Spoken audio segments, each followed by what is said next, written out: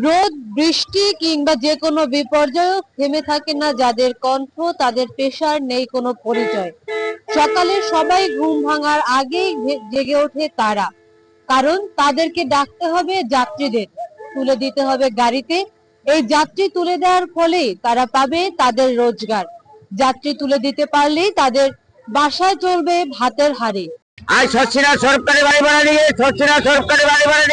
তীব্র রোদ কিংবা মশালধারার বৃষ্টি, কোনো কিছুই যেন আটকাতে পারে না তাদের। অসুস্থ হলেও মুক্তি নেই, টানা কাজ করতে হয় তাদের, কেননা কাজ না করলে পাবেন না টাকা, জুটবে না খাবার। বরিশাল নথুল্লাবাদ বাস টার্মিনালে এমন 14 থেকে 15 জন কলম্যান রয়েছেন। তারা গাড়ি প্রতি 10 থেকে 20 টাকা করে পান। এইটাই তাদের একমাত্র আয়। তবে ঈদের সময় কিংবা কোনো উৎসবের সময় গাড়ির সংখ্যা বেশি থাকায় তাদের আয় কিছুটা বেশি হয়। প্রতিদিনের সামান্য আয়ে ঊর্ধ্বগতির এই বাজারে সংসার চলে না তাদের। অটোটাকে আমরা সরকারি বানাই করে এখানে 3 জন লোক ডিউটি করি। মনে করেন গাড়ি ভিত্তি পয়সা, গাড়িতে মনে করেন যদি বুক হয় পয়সা পাই, বুক হয় না পয়সা পাই না। গাড়িতে বুক হইলে আমাকে টাকা দেবে, বুক হইলে না টাকা পাবো না।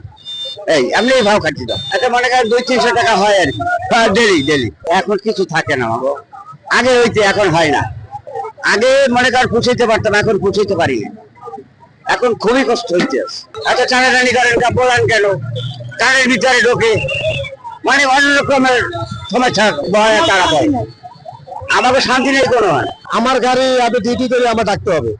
হ্যাঁ, নির্দিষ্ট লোক আছে, আমাদের কান্ট্রোয়ার আছে, কান্ট্রোয়ারের লোক আছে, তারপর আমাকে ডাকতে হয়। না, পরিবারের সময় দিতে পারতেছি না, পরিবারের সময় দিতে পারছি না। সারাদিন গাড়ির কাছে থাকি, গাড়ি চালাই, তারপরে তেলের দাম বৃদ্ধি হয়ে যায়। এখন যাত্রী ভাড়া অলবতন দিতে চায় না, কিন্তু গাড়িতে একটা খরচা আছে। একটা গাড়ি বরিশাল থেকে ঢাকা যায় 20,000 টাকা খরচা আছে, সেই মজুরি উঠতে আসছে না। আমরা পরিশ্রম করে পরিশ্রমের মজুরি পাই না। না তারা তো লোক ডাকতে এদিকে হয়ে যায়, লোক না যাত্রীরা ই করে জাহাজে ভাড়া বেশি কেন এত, কিন্তু তৈলের দাম যে এত বৃদ্ধি হয়েছে তা তো আর তারা বোঝে না।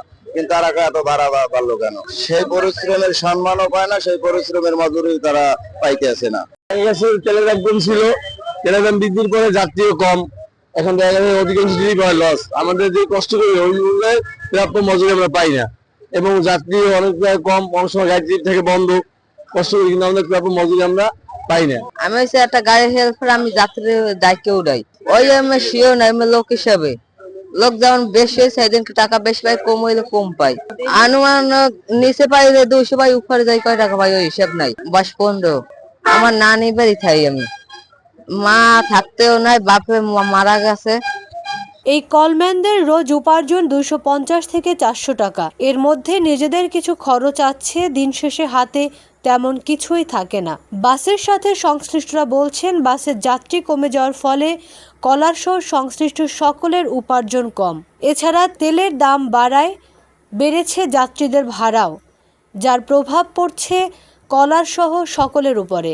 তবে কলারদের কাছে এটি পেশা হলেও তাদের ডাকাডাকিতে বেশ বিড়ম্বনায় পড়তে হয় সাধারণ যাত্রীদের। কলাররা বলছেন, গাড়ি বেশি এবং যাত্রী কম হওয়ার কারণেই এমন পরিস্থিতির সৃষ্টি হয়। তারা প্রত্যাশা করেন এই কলারদেরও একটি পরিচয় হবে, তারাও সম্মান নিয়ে কাজ করবে এবং পূরণ হবে তাদের দৈনন্দিন চাহিদা। এখানে কাজ করছেন যেমন 60 বছরের অভিজ্ঞতা সম্পন্ন কলম্যান, ঠিক তেমনি আবার কাজ শিখছেন 15 বছর বয়সের শিশুও। তাদের প্রত্যাশা সকলে তাদের সাথে একটু ভালো ব্যবহার করুক, একটু সহানুভূতি দেখাক। মাহফুজ নুসরাত, বাংলাদেশ বাণী, বরিশাল।